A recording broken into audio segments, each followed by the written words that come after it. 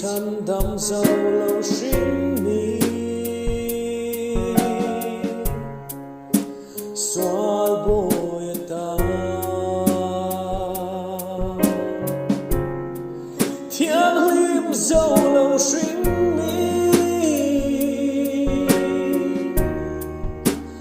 an che dong nu Krista Silhfen zu Lalpan bin bel Hallelujah hlawkpui thian hlim lo le fel lo ben hi Krista Silhfen bel ta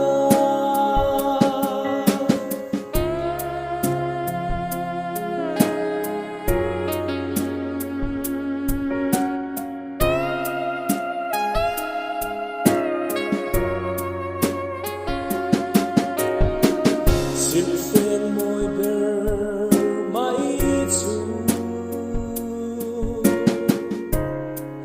Krista Silhfen nge chu